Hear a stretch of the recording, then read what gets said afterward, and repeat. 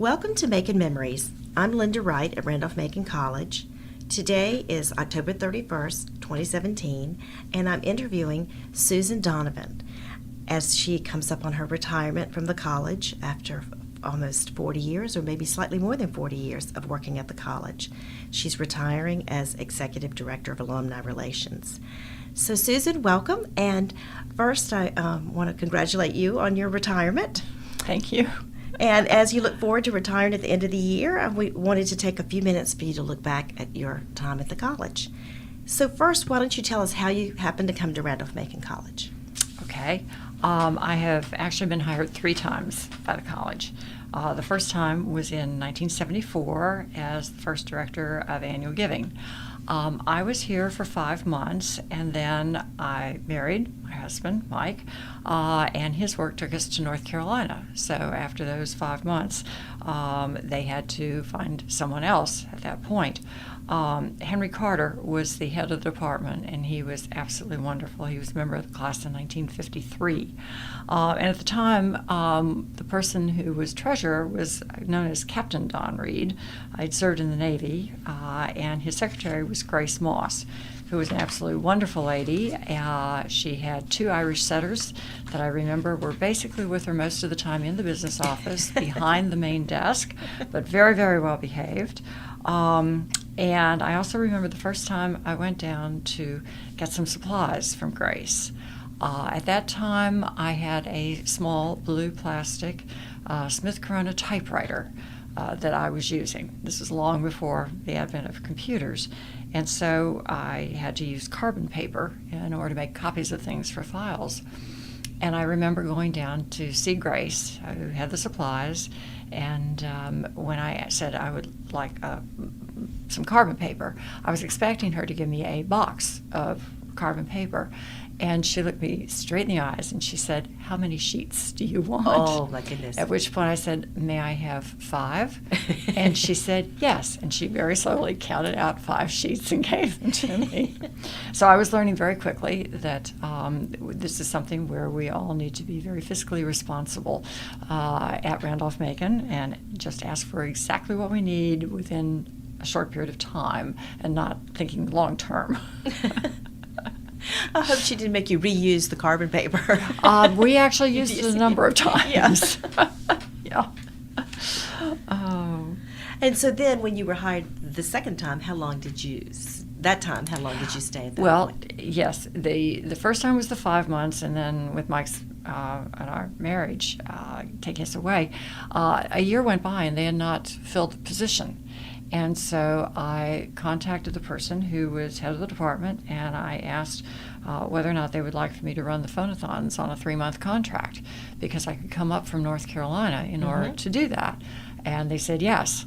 And so for 3 months, in 1975, came up and managed the phonathons that they were having. After that time, it was, I guess, maybe just a short time later, Mike and I moved back to the Richmond area, but by that time they had filled the position that I had, and so I went back to work at the University of Richmond. And then in 1979, that's when I was contacted by Randolph-Macon to see if I would come back and become the head of the Alumni Relations Department, and I agreed. And you've been here And I've been here ever since 79. Okay, wonderful. Great. Yes. Well, tell us a little bit about the phonathon. What was that like? Well, when we started out, we didn't have phones on campus. So we went down to the C&P building on West Broad Street. We had an alumnus, Fritz Palmer, class of 39, who worked there, and he was able to get us in to use rooms on occasion that had telephone banks, and we'd bring the alumni down there, and we'd have like 25 or 30 of them in an evening doing phonathons for the annual fund. And that must have been successful if they kept doing that. It was. Yeah. That was also at a time where we didn't have computers to flash, the latest results of the phonathon. So we ran a paper strip across the ceiling, and we had it marked off $100, $200, $300, and so until we got to $1,000. And we used a little cutout of a yellow jacket to sort of move it along as the totals kept going up. And then after we'd reach 1,000, then we put up a new marker on the low end of 1,000 and go to 2,000. Right. And that's how we ran them. And they were a lot of fun, and we had great people participating in them. Oh, I bet that was fun. It very, was. very hands-on. Mhm. Yeah. Well, I believe you were the college's first director of annual giving. Is that correct, that title? It was, and that was that 1974 Mm-hmm. time period. Can you talk about the college's outreach to alumni over the years and your role working with the alumni in that capacity? Well, one of the things when I was here the first time was the fact that the college really needed funds. And so one of the things that was done was a play was created for us to take on the road using students. It was called The Wizard of Odds, ODDS. In other words, what were the odds of Dorothy finding the wizard who could provide her with a scholarship to Randolph-Macon? Oh. We've got some great pictures. In fact, I've actually just mailed them out recently to the cast as sort of a little parting reminder of what they had done back in '74. But it was a great time to be out and visible for the college with the alumni and telling them the message that, they had people who had actually supported them, so their tuition wasn't as high as it could have been, and to think about doing the same thing for the current Randolph-Macon students. Well, that must have been a lot of fun. It was an awful lot of fun. Yeah. It was great. Good. We played in 6 cities in Virginia and up in Baltimore. Did you ever do that again, or was that just that No, one it year? was a one-time. It was a one-time event. Yeah, that does sound like a lot. I'm glad you got pictures of that. Yes. I'll have to look for those. Okay. Well, besides the phone-a-thon, you mentioned the play. Were there any other strategies you and the office developed? Well, at that time, we also, of course, were doing mailings. Yeah. And mailings at that time were very hands-on. We didn't have all the electronic equipment. I remember doing one mailing with the great help of James Henry, who ran the print shop. Yes. And what I wanted to do was have a mailing touting the need for the annual fund and superimpose the text on a large yellow jacket that would be on the stationery. And what it meant was that James would have to do a double run of the mailing. And so what he did was he created the yellow jacket and did that in yellow on the paper for the first run. And then the second run, he ran the yellow jacket over in black to show the black and yellow separation. And then we printed the letter on top of that.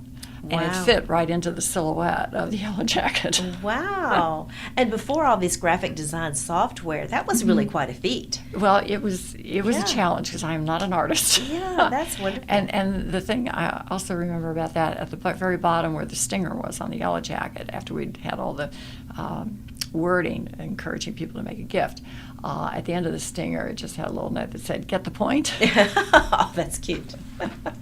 Yeah. I will just note for the record that I did interview James Henry, one of my earlier interviews, and but he didn't tell that story about some of the challenges of mailings. But that's great to hear. Yeah. Well, good. Let's see. I was interested in your work with what used to be called the Old Grads, and now is called the Boynton Society, and it's just one of the great traditions at Randolph-Macon, I think. Can you talk about that, just for the record, let people know what the Boynton Society is and your work with them? Sure. We had the organization for a number of years, but we formalized it basically in 1979 and put together a constitution, if you will. And it's very simple, but it basically indicates that anyone who belongs to a class that graduated 50 or more years ago is a member. It's not that you had to graduate, because especially for the early years of the Boynton Society, we were having people who were in the 20s, the 30s, Depression time, World War II, the 40s, and so many of them were not able to come back after the war or get enough money to then come back and finish if it had been Depression era. So it was something that we just thought this would be a very important thing to have to have an actual group. And we started out small, but still doing the reunion over the commencement weekend as opposed to homecoming, because there's so much that takes place during homecoming. There's not enough time to really focus on this particular group of people. And it was well received. Senator Hugh Scott, class of 19, was the second president of the Boyton Society. And I will divert just a little bit for one short story about the senator and my husband Mike, because we at that time didn't have all the facilities on campus, so we were using the Hanover Country Club to have some of the banquets. And on one particular evening, we had a huge downpour. I mean, it was just coming down cats and dogs. And we were coming back from the party, and it just happened that Senator Scott was in front of us, and he was driving a very large car. And when he got to the railroad tracks, that area had flooded, and his engine flooded, and his car died just before getting up onto the railroad tracks. So my husband got out of the car in the pouring down rain and pushed Senator Scott's car off to the side, exactly, so that we could then get him some help, mechanical help for the car. My husband's suit was probably not used very many times after that. The shoes were almost a total loss because of having been in so much water. But it was especially fun because the next day, Mike said he didn't want the senator to know who had helped him. And so the next day at breakfast, I was talking with Senator Scott, and he mentioned that this wonderful Randolph-Macon student had helped push his car, out of the flooded area and away from the railroad tracks. I mean, he was just so pleased with it, and we never, disabused him of his recollection of the So evening. he thought the Randolph-Macon students went around wearing suits and that, right? Yes. Oh well, he's allowed that, I suppose. Well, I know that flooding was in the 70s, especially, such a big problem on campus in general. It was. At that time, again, my office was on the second floor of Peel Hall. And when we had heavy rains, the word went out because flooding on Henry Street went up very quickly. And most of us parked on Henry Street. In fact, we did not have anywhere near the number of cars on campus, so it was easy to just park anywhere on Henry Street. And the cry would go out, move your cars, and we would move our cars. And then after we'd moved our cars, the next thing you'd see floating down Henry Street were rafts or canoes or floats, because the students were having a wonderful time on Henry Street. I think there are still some pictures somewhere of that. But, that was one of the fun things, being in Peel Hall. Yeah, that was a real problem on campus, and I interviewed President Liddell Payne, and he talked about trying to fundraise for the stormwater and how difficult it is to fundraise for infrastructure like that. That's not, it's not a building or a scholarship or something you really want to give money to. And he had talking about having to roll in that into other things so that they could really get that under control, because it was a problem. Amazing because we were able to see the construction as they were doing that with the huge culverts, the concrete culverts that they were bringing in. And it's interesting because I remember they had to cut a diagonal across Blackwell. As you face Blackwell, left-hand side, they cut a huge diagonal, and under there, that's where they've got all those big conduits. Yeah. But it was an amazing process to work on that flooding. But it worked. Right, and that was so important. It was. Yeah, especially now you think about the number of cars and traffic, it just exponentially has increased. So that was good. Well, I love that story about Hugh Scott. That's great.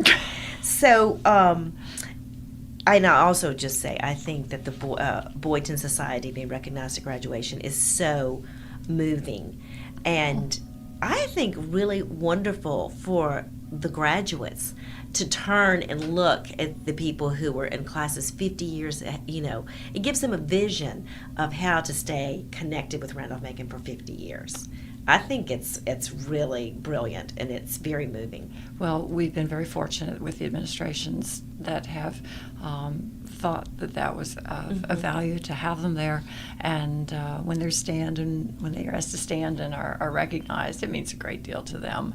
And one of the things that has pretty much gone unsaid, but that group of alumni, which is just this past year topped 1,000 members in the entire alumni body, and they regularly for the last few years, hopefully it will continue, have given over 60% of the funding to Randolph-Macon that has come from the entire alumni body. Wow. It's a very important group of people for a lot of different reasons. Fundraising obviously is very important, but also the memories that they share, the camaraderie when they come back. We learn so much from them. Well, this is something I was thinking about, and this might be a good time to bring it up. You mentioned, Senator Hugh Scott, class of 1919, and I was looking in the Randolph-Macon Bulletin of the year you started in 1974, and I saw Ambassador Reeves Childs, class of 1912. So I was just thinking, when you came in the 70s, looking back for the old grads, the reach of your the span of alumni that you have dealt with is amazing, because if you think you were reaching back to alumni from 1912 and 1919 and interacting with them in a significant way, and now we've having classes graduate 18, 19, our current students 20 and 21. That's a 100-year span of Randolph-Macon students. So, I think that is amazing, and I wondered if you wanted to reflect on that at all. Or is it too scary to think about? Let's just say the time has flown. No, but it's been a wonderful opportunity to meet and get to know the living history, the people of Randolph-Macon. And in some instances, things have changed. Obviously technology and so forth has done so much, so that the types of classes that are offered are very different from what they had been in the early 1900s. But there's that close connection that the students have with the faculty, and then with each other, which continues when they're alumni. And that is just a real blessing for Randolph-Macon College to have.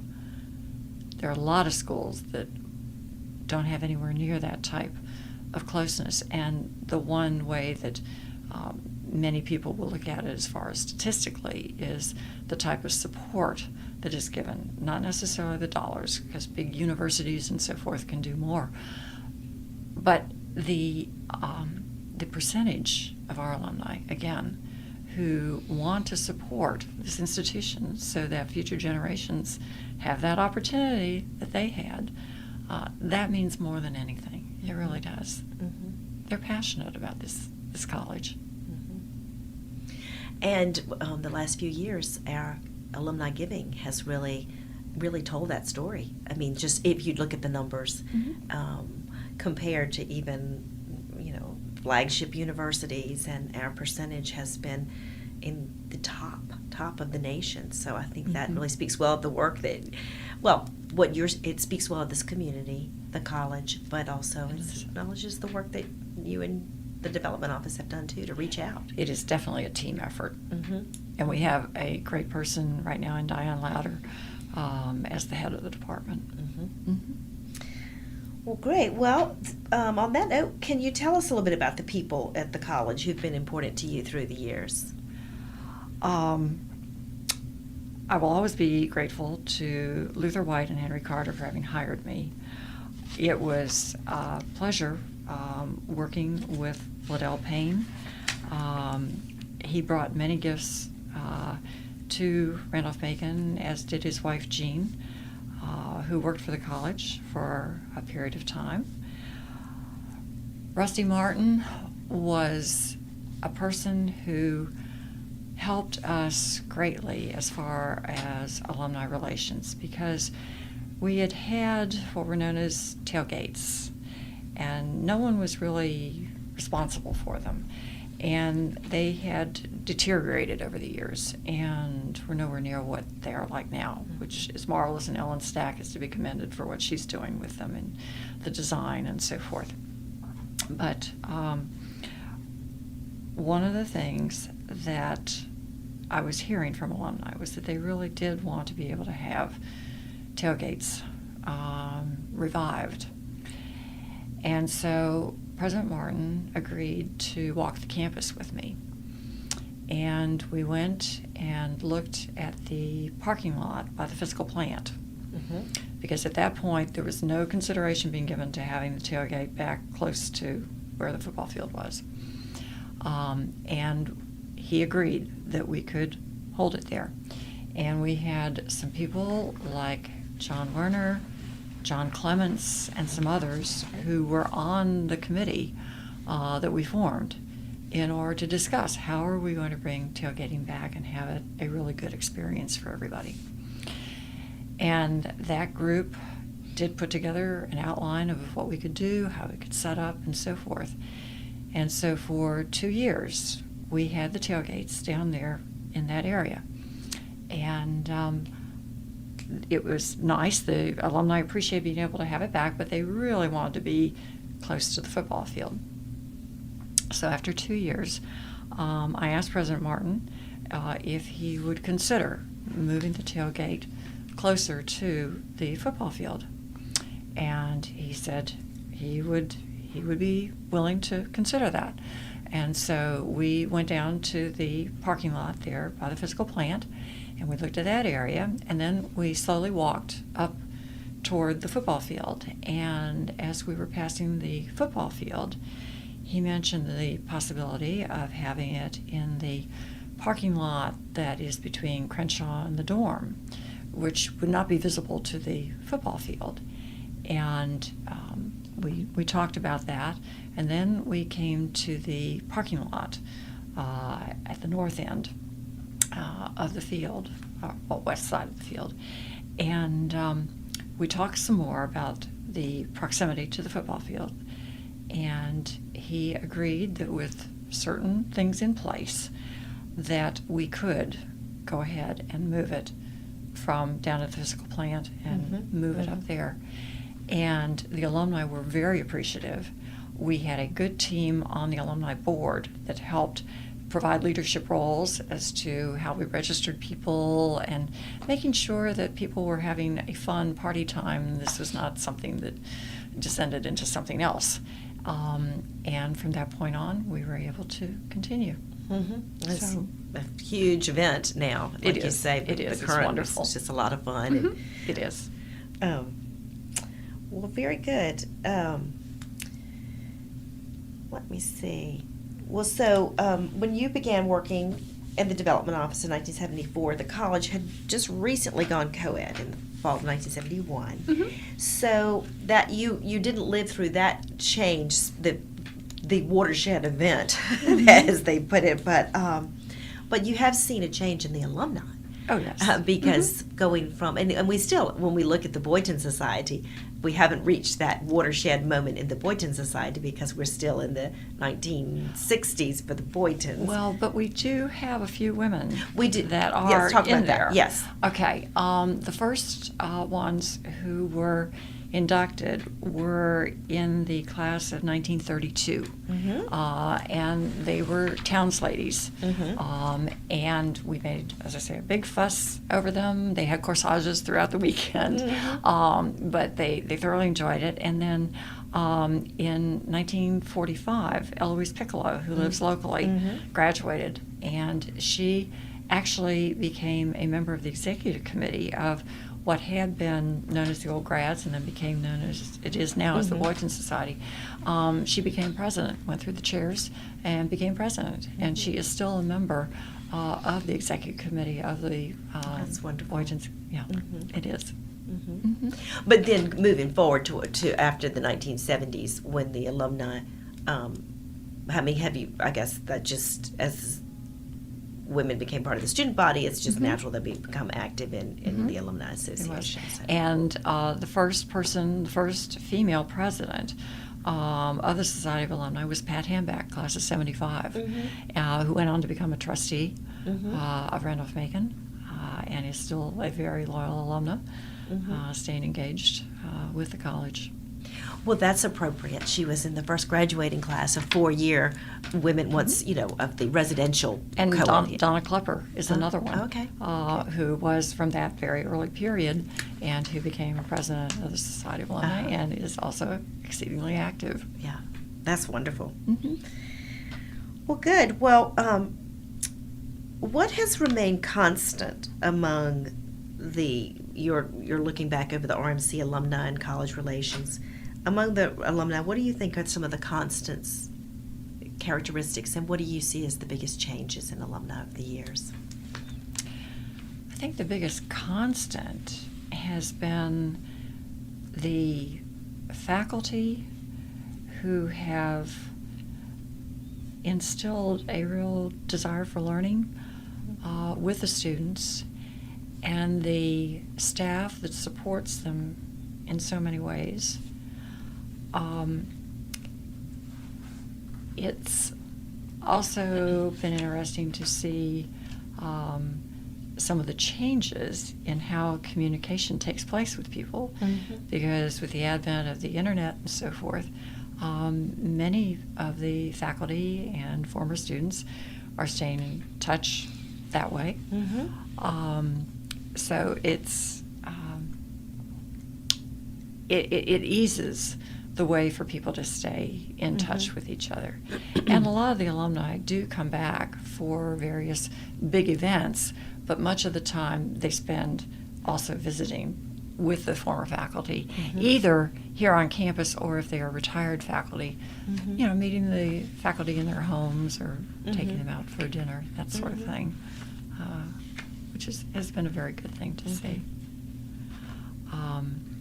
As far as changes, we have a much more diverse student body, which is a wonderful thing to have.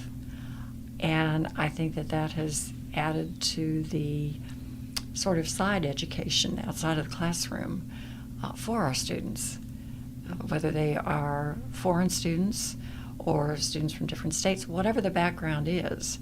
It's a great learning opportunity. And it's also good for the faculty.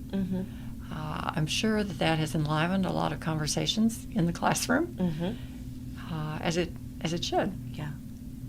Great. Well, I think you came maybe with a few stories that you would like to share. I want to just give you a chance to, if you had any particular anecdotes that come to mind. There are a few. One of them was back in 2003 when Hurricane Isabel came through, and it decimated parts of the campus. Trees were down everywhere. There's a photo in Dr. Scanlon's history that shows an oak tree that is leaning. It didn't fall, couldn't go that far, but it's leaning into Rodine House, which is where we worked. And Doug Dalton, who has served on the Board of Trustees, as has his wife, as a chair, Beverly, was very helpful in getting some equipment to help the campus clear some of the stuff, because, there were wires down, there were trees down. It was like a disaster. It hit the campus. So that was one major memory. I also remember Tom Dwyer, who is still head of physical plant, doing a great job with it. His calm composure as he walked the campus to look at all the devastation and thinking about all the different things that needed to be done, in what order they needed to be done, but just very calm, and you knew we were in good hands, that somehow physical plant would get us back up on our feet again. So that was one. I also remember in 2002 when the Beltway snipers were in Ashland, and a man was shot, not killed, but shot at the Ponderosa. And that was a very scary time because when you were out on campus, you literally were not walking in a straight line. You would walk zigzag, and you would walk quickly to where it was you needed to go, because we didn't know if they were still here or where they were. So that was certainly a chilling one. I also remember on 9/11, the one Randolph-Macon alumnus who died in the World Trade Center. That was Barry Glick. He was class of 68. He was in the stairwell coming down when the building collapsed. To our knowledge, he is the only alumnus who died on 9/11. But that also is a key memory. I remember when we used to do dinner dances for the Boys and Society in Alumni Gym, and we decorated the gym the way it was done when they were students. And it would take us about a day to physical plants strung the wire across the ceiling. But then for us to toss the crepe paper rolls in order to make the fake draped ceiling like they had, and of course it was done in yellow and black. And we had the Kings of Swing, who were the orchestra for the evenings. And we just had this big dinner dance party. And one particular year, as my husband and I, Mike, were dancing on the floor with everybody else, a campus safety officer came and tapped my shoulder and said, "I need to speak with you." So Mike and I went over to one side with him, and he said, "We've had a major flooding incident in one of the new dorms."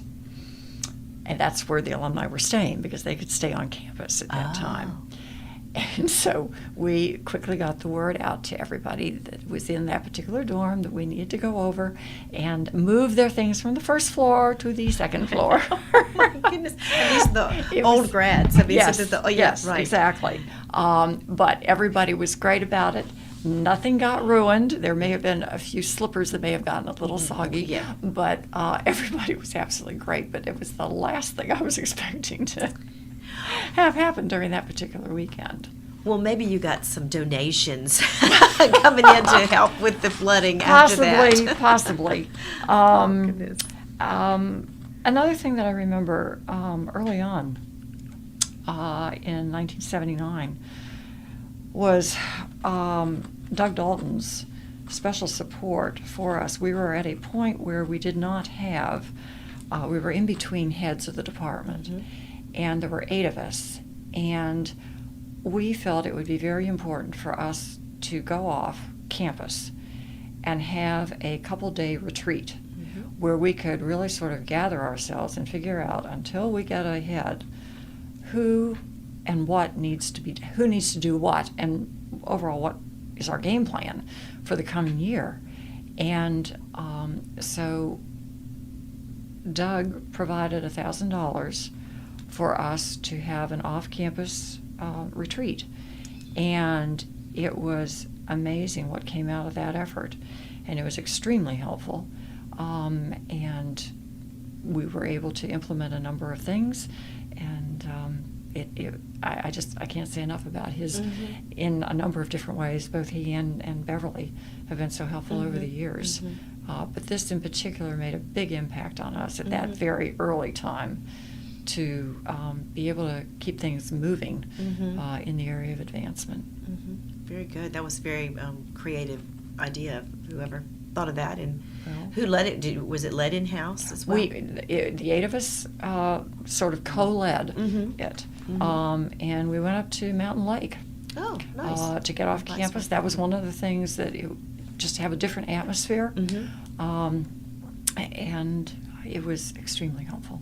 Good. So you mentioned when you came in that you had some vignettes or stories you wanted to share. Yes, there's one that stands out in my mind.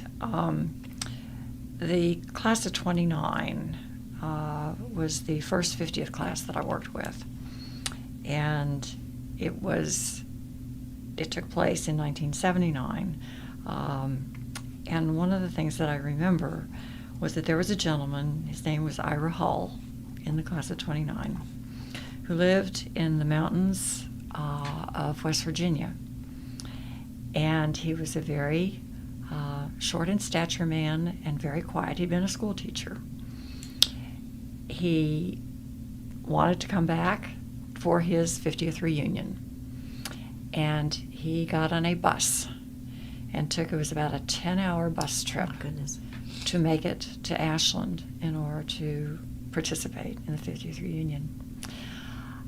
He spent much of his time just watching people, listening to people, but he was not at all an extrovert. And my husband and I tried to sort of stay with him and encourage him to participate in certain things and talk with him. And we provided transportation. Actually, it was Mike who took him down to the bus station in Richmond and picked him up whenever he would arrive, because he came back for several of the reunions. But it was a situation where I visited him one time on his little farm in West Virginia. Drove way back and then had to hike. It was in the snow because the car wouldn't make it through the snow. And I hiked down to his little log cabin. And he used a potbelly stove to cook on. And we had a wonderful conversation. He had prepared fresh cornbread and some beans for me to have with him. And it was a very special time. And then I hiked back up to where my car was parked and came on back to Virginia from that trip. Ira made the bus trip several years. And Mike went in to pick him up at the bus station and bring him out. And then at the end of the reunion weekend, Mike would drive him back down and he'd get on the bus and go back to West Virginia. When Mr. Hall died, he left his entire estate to Randolph-Macon. Oh, my goodness. And it meant a great deal that he would think of the college in that way. So that's one of many very special memories. Well, that's a lovely story, and that you stayed connected and is, to go and visit him and make sure that he could come here to events. That's really lovely. Well, that's what we are all about. Yeah, that's wonderful. Well, what's been your favorite part of your job? The people, definitely, because each of us is different in so many different ways. And it has been an honor to meet so many of the alumni, and many of them in their homes, or when they've been here on campus, or just meeting halfway between wherever to get together at athletic events, at drama events. It's definitely the people. And it always will be. Yeah. And that's such part of, your whole office and department and your position through all these years has been staying in touch and making those connections, and that's been wonderful to see how you've done that. Thank you. I just want to ask you about one person I mentioned earlier. I've been doing a little research on my own research on J. Reeves Childs, because he was such a fabulous benefactor to the library, specifically to the college in general, but specifically to the library. He's been he was very generous. And I wondered, did you know him at all? Or I know he was definitely older by the time you started, but I was just wondering if you had any memories, or because he spent quite a bit of time on campus in his later years, I know. He did. I did not have a lot of interaction with him, but I do have one sweet memory of him with Dr. Moreland. They always enjoyed having conversations in the library. Yeah. And they would sit on a particular sofa and exchange stories and whatnot. And I remember one time coming in the library and seeing the two of them on the sofa, and they were both sound asleep. Oh. It was just a very precious vision of the two of them.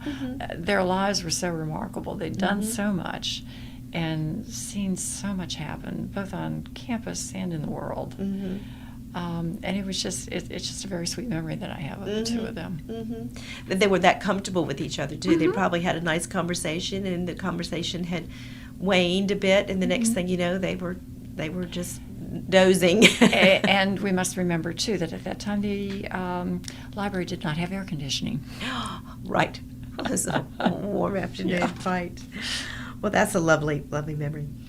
Well, do you have any other final thoughts or memories that you'd like to share? I think we've pretty well covered the We waterfront. covered it. Good. But it has been a real honor to be part of the team here at Randolph-Macon and to meet so many wonderful people. And they have been so very accepting of Mike and me over the years, which I've deeply appreciated.